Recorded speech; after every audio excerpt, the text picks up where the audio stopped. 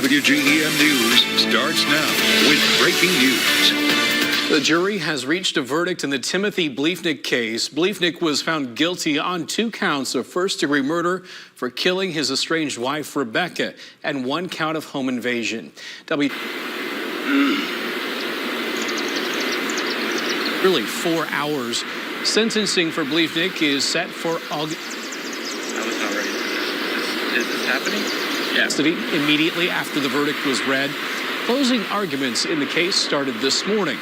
Adams County Assistant State's Attorney Josh Jones highlighted the bike route Bleefnick took to Rebecca Bleefnick's house the day of the shooting. Bleefnick's attorney, Casey Schnacht, argued the evidence was circumstantial and asked jurors to find her client not guilty. The opposing counsel's closing arguments combined took more than an hour and a half. And to follow all of our coverage on the Timothy Bleefnick case, you can head to WGEM.com or our smart TV streaming app.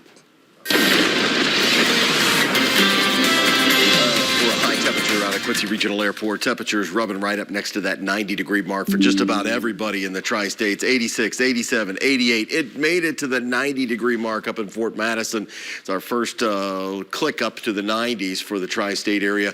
Isolated showers developing west of the Mississippi River. Not much cooking on the eastern side of the Mississippi River. We'll have another go-round of those isolated showers coming up in the forecast. The details in just a few minutes.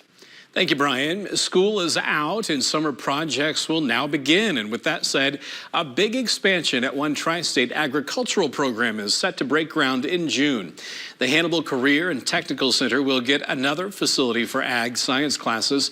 The space will house the program's hydroponic system, saltwater shrimp tank, and food processing facility. All were in the greenhouse, so this addition will allow for much needed space, and they were able to secure the funds through a $250,000 matching state grant. And in that building, we're going to have basically 3 different areas. One's going to be a small classroom, but then the other 2 large areas, one area is going to be a meat processing facility, and then the other side of it will be more of a, be able to allow us to expand in our current greenhouse. Construction is slated to start in June. They hope to use at least a portion of the building in the fall. News since 5, if you'd like to lower your utility bill, now's your chance if you live in Quincy. WGEM's Claire Edlin joins me now with what you can do. Claire?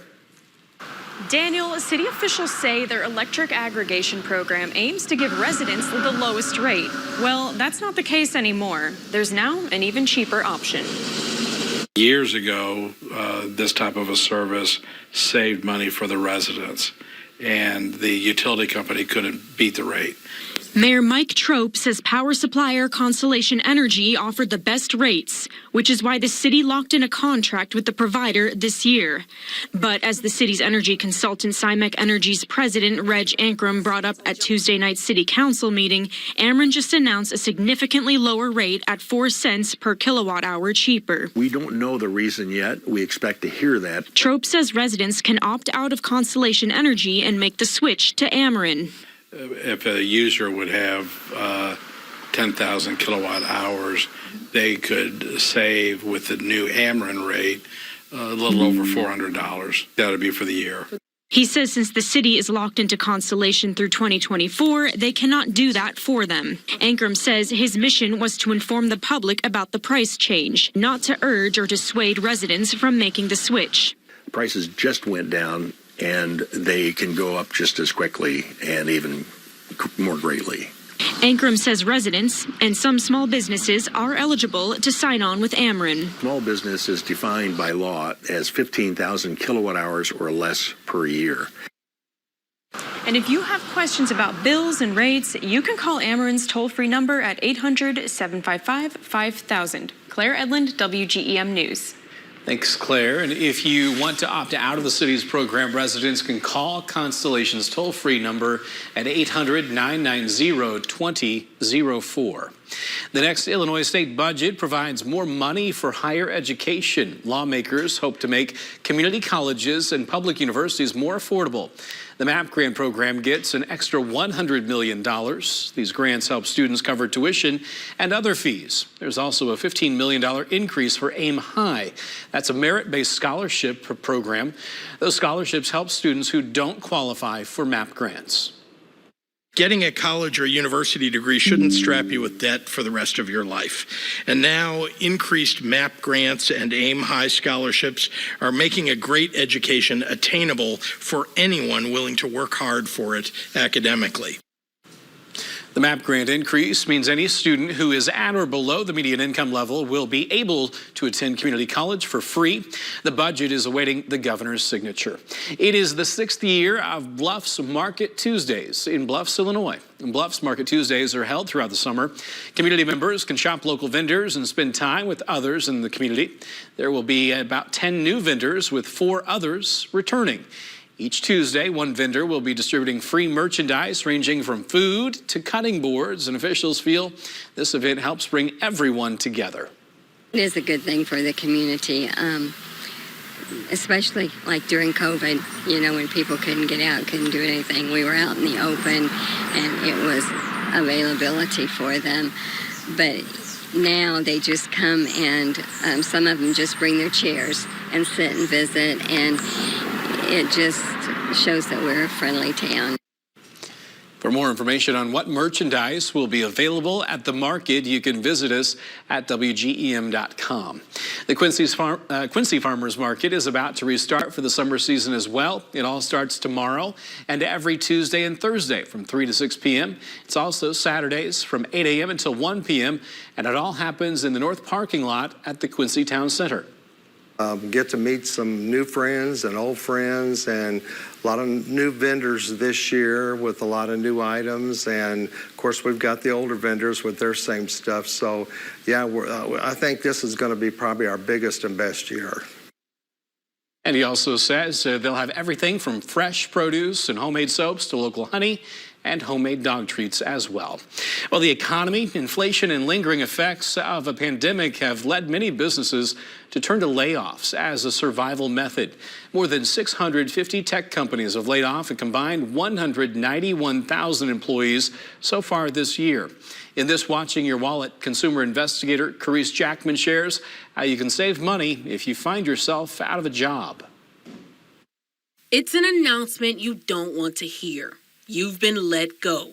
More than 160,000 tech workers found themselves in that situation last year, according to layoff tracker website layoffs.fyi. That number could double this year, as nearly 200,000 tech employees have been laid off in just the first 4 months of 2023. Being laid off can leave you wondering what happens next or how you'll pay your bills. So the first thing we have to do is not panic. Mark Henry with Alloy Wealth Management says getting the news about a layoff will no doubt dampen your mood. But he says you can't let that feeling linger. Dust yourself off and start searching. Henry says the first thing you should do is get online, update your resume, and network. Remember, your social network can be one of the best things to do. Next, make sure you apply for unemployment. Then, take a good look at your budget and spending plan.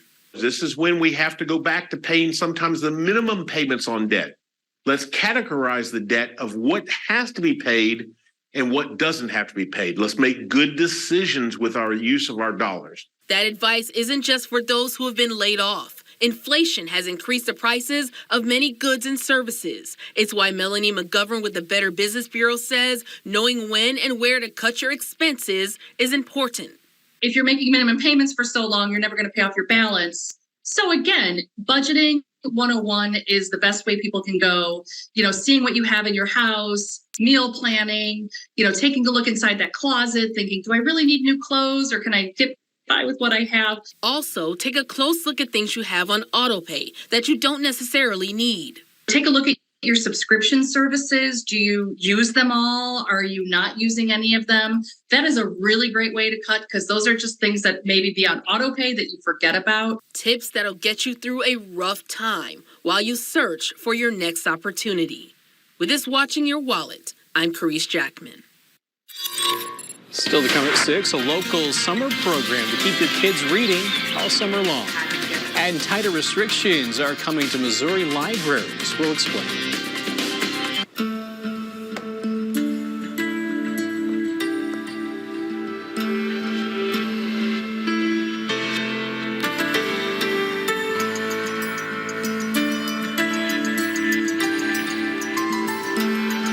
Hi, my name's Steve. I lost 138 pounds on Golo, and I kept it off. So with other diets, you just feel like you're muscling your way through it. The reason why I like Golo is plain and simple, it was easy. I didn't have to grit my teeth and do a diet. Golo's a lifestyle change, and you make the change, and it stays off. Golo's changed my life in so many ways. I sleep better. I eat better. Took my shirt off in the first time in 25 years. It's Golo. It's all Golo. It's smarter. It's better. It will change your life forever.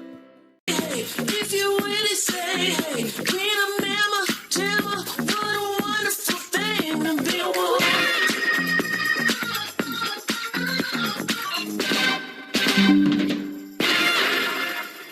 The world has changed a lot in the past 100 years. One thing that has remained the same is Goodwill's mission of serving the underserved and creating pathways out of poverty for those in need. In 2023, Goodwill Industries of Kentucky celebrates its centennial anniversary, and it wants to thank you, its shoppers, donors, and partners, for helping strengthen Kentucky's communities and making Goodwill's mission possible for 100 years and counting. Visit goodwillky.org to learn about all the good the nonprofit is doing thanks to your support. The world has changed a lot in the past 100 years. One thing that has remained the same is Goodwill's mission of serving the underserved and creating pathways out of poverty for those in need. In 2023, Goodwill Industries of Kentucky celebrates its centennial anniversary, and it wants to thank you, its shoppers, donors, and partners, for helping strengthen Kentucky's communities and making Goodwill's mission possible for 100 years and counting. Visit goodwillky.org to learn about all the good the nonprofit is doing thanks to your support.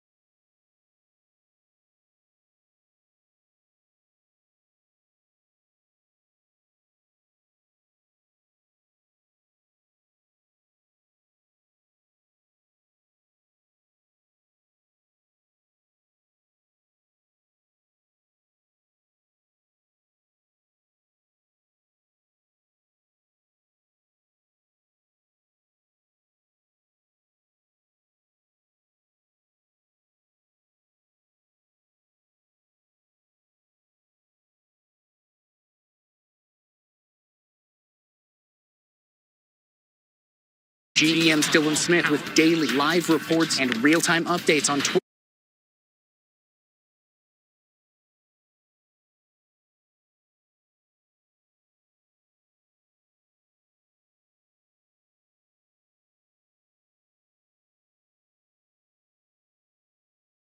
Get to Hillbank.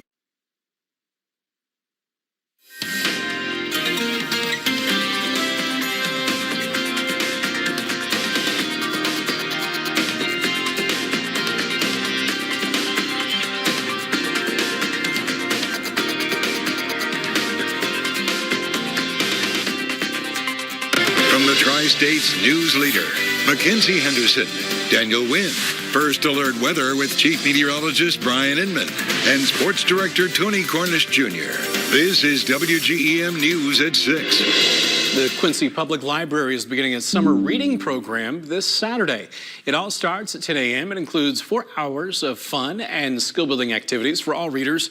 One of the program goals is to prevent the summer slide when students are likely to take a 3-month vacation from reading and learning those new skills. The library's summer reading program is free. Adults are encouraged to participate as well. Really important for children and families to participate in summer reading program so that they can have fun activities to do and help prevent summer slide.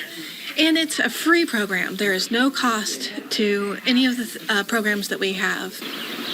For more information about the Quincy Library's summer reading program, you can head to our website, WGEM.com.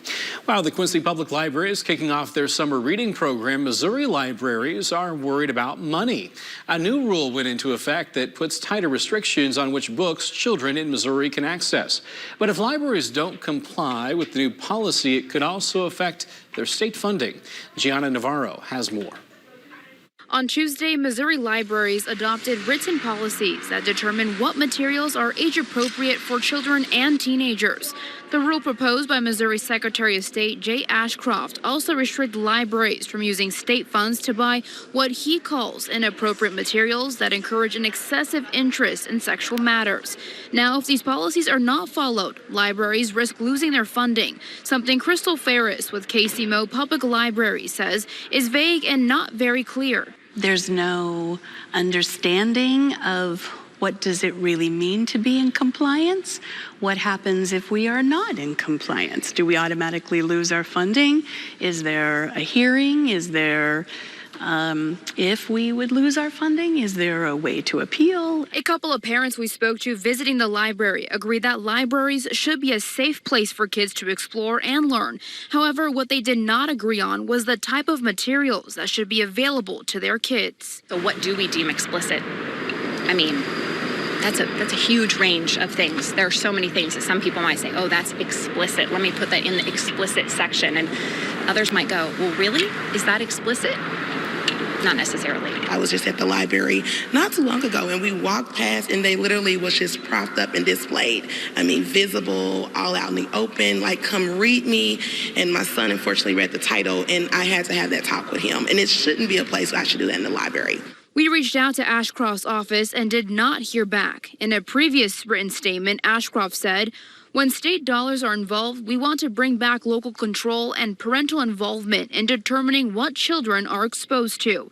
Yes, we want to make sure libraries have the resources and materials they need for their constituents, but we also want our children to be children a little longer than a pervasive culture may often dictate. Libraries are now required to honor a parent's decision as to what material their child has access to, and parents could also challenge a library's age-appropriate designation for any material.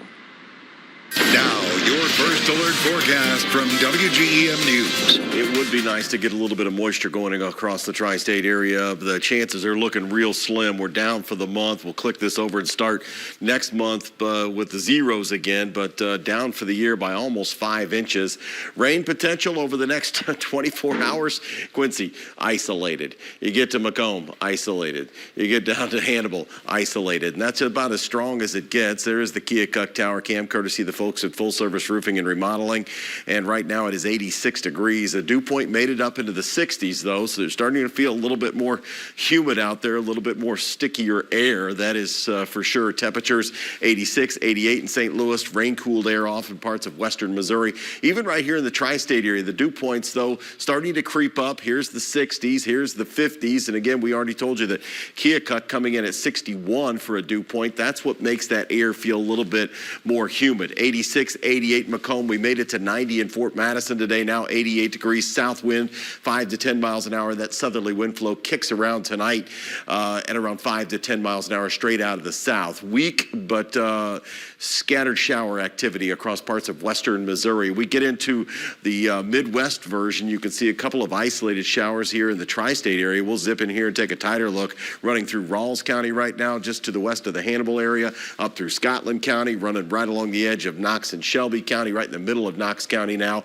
We will watch as these showers continue till right about sunset, and then the potential starts to sink. All of these are kind of heat of the day type showers, and that's what you can expect again on the Futurecast for tomorrow. 7 a.m., no rain in the forecast, but we get through the afternoon hours, there will be some isolated showers that pop up. Not big, not a lot going on, but if you're underneath one of those, you could see a quarter of an inch, half inch of rainfall. We'll go through this and do the same thing again on Friday. Friday morning, start off with a partly cloudy sky, heat of the day, some isolated showers develop, maybe even a couple rumbles of thunder. Temperatures will remain right up next to that 90-degree mark. Today, 88 at Quincy. Temperatures tomorrow should be up to 89, then up to 90 91 degrees on Friday. Even through the weekend, temperatures should range right up to the 90-degree mark. There's a little bit of a cooling next week once we get through the weekend, but it is going to be on the hot side here. And each day, that dew point, the relative humidity will start to creep up a little bit. As I said, next week, we start to see, I can't really say it's a cool down. It's just not as hot. Normal daytime highs this time of year sit at 77. We're going to be at 87 degrees once we get to the middle part of next week. 65 overnight tonight, 63 in Macomb. A stray shower until after sunset. Then a partly cloudy to mostly clear sky. Stray showers again, heat of the day, running till about 9 o'clock, and then those chances diminish. Daytime high temperatures tomorrow, 89, 90, 88 degrees for daytime highs, all in that kind of 2 to 3 degree window for the tri-state area. The extended forecast, we've got a 91s, we've got 92s in here. As I said, we already got to 90 degrees for a daytime high temperature in Fort Madison. And I think it's our first 90-degree temperature we recorded for the season. 92 and 91 both Saturday and Sunday. Those stray showers Thursday, Friday time frame are something for us to watch, but it's not a widespread event. Then you can see once we get through there, dry, dry, dry, dry, dry. No real organized storm systems riding through the tri-state area. Those overnight lows will start to click up also, so that AC will definitely be getting a workout Thursday, Friday, Saturday, and Sunday for the tri-state area. That is a check of the forecast. Well, the countdown is on right now for the state semis in Class 2A. The countdown rolling on for the QND baseball team in the Gem City. We'll check in with the #1 Raider for an update on the schedule that to Peoria for the biggest game of the season. Your local sports is on the way. The world has changed a lot in the past 100 years. One thing that has remained the same is Goodwill's mission of serving the underserved and creating pathways out of poverty for those in need. In 2023, Goodwill Industries have shoppers, donors, and partners for helping strengthen Kentucky's communities and making Goodwill's mission possible for 100 years and counting. Making Goodwill's mission possible for 100 years and counting. Visit goodwillky.org to learn about all the good the nonprofit is doing thanks to your support. If you really say, hey, Queen of Mama, Gemma, what a wonderful thing to be a woman.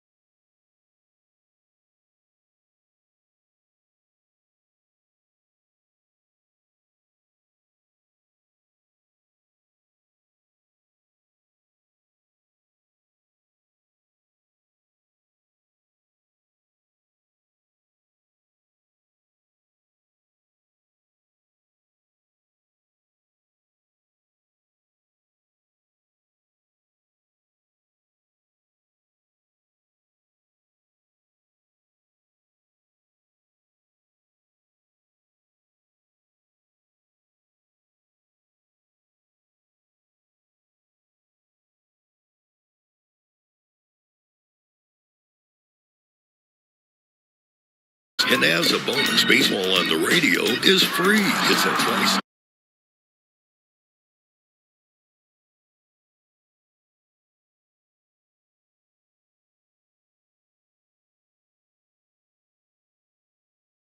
And devices.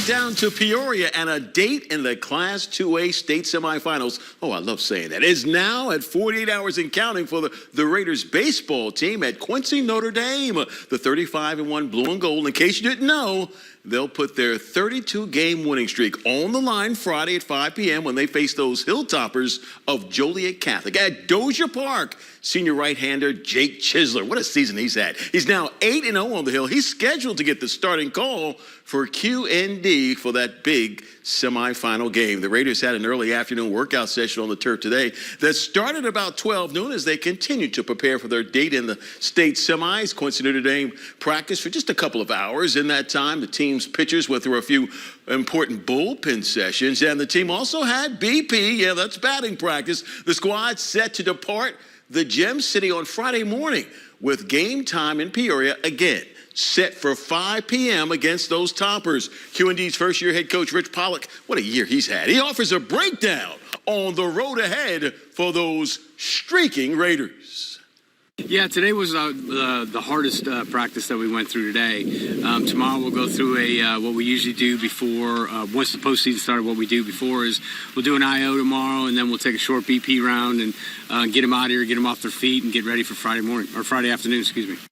Get them ready to go. It's going to be interesting. Meanwhile, in the college ranks, Quincy University Hawks baseball standout Luke Napleton has recently indicated through his social media account that he will be entering the transfer portal. Yeah, the talented junior hails, of course, from LaGrange, Illinois. Napleton has been playing for the Hawks the last 3 seasons. This past year on the diamond, well, number 8, he belted 29 home runs and tallied 87 runs batted in. Yeah, he's got a big bat. The Hawks prize catcher was selected as the 2023 Great Lakes Valley Conference Player of the Year and the 2023 Midwest Region Player of the Year as well. All is quiet now at Flynn, but that won't be the case when the Blue Devils football team assembles tomorrow afternoon to start off team drills on the gridiron. The coaching staff, of course, will be on hand handing out helmets and shoulder pads to the players as they get ready to hit the turf to start preparing for the 2023 fall season in the IHSA ranks. Can you believe it? Football season right around the corner. Coach Little, well, he offers a breakdown on what the players can expect on day 1 of drills at Flynn. Yeah, the first day kind of just bring them in here, get their stuff, kind of get situated, and then, really the first day is more just kind of a kind of reinstall, kind of what, things that we worked on last year, and that first day really just knocking rust off and getting back in the routine. Coach working hard out there, making sure everything is just right. And just after 5 p.m. this evening in Carthage, a new head basketball coach was selected for the boys hoops program at Illini West High School. Blaze Kimmel has been tabbed as the man in the spotlight who will lead the Chargers next season on the IHSA hardwood. Now, Kimmel served as an assistant coach at Richland County High, and only for the past 3 seasons he was there working under Hall of Fame coach Rob Flanagan starting back in 2019. Kimmel also played and coached at Lawrenceville High under Hall of Fame coach Randy Bishop through 2016 through 2019 as well. We, of course, welcome him to the Tri-States. That's a wrap for sports. I'm Tony Cornish Jr. We will be back after this. The world has changed a lot in the past 100 years. One thing that has remained the same is Goodwill's mission of serving the underserved and creating pathways out of poverty for those in need. In 2023, Goodwill Industries of Kentucky celebrates its centennial anniversary, and it wants to thank you, its shoppers, donors, and partners, for helping strengthen Kentucky's communities and making Goodwill's mission possible for 100 years and counting. Visit goodwillky.org to learn about all the good the nonprofit is doing thanks to your support.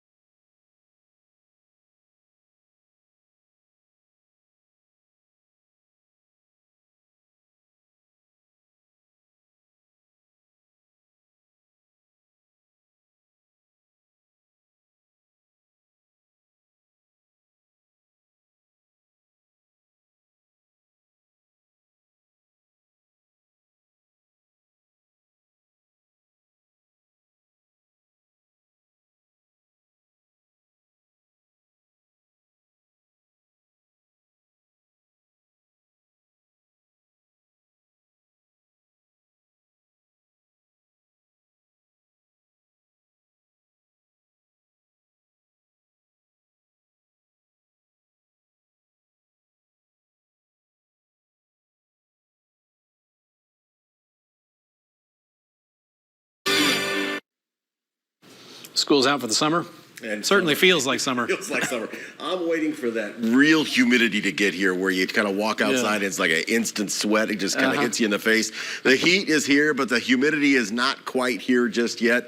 Temperatures up into the 90s just about every day, or up close to the 90-degree mark.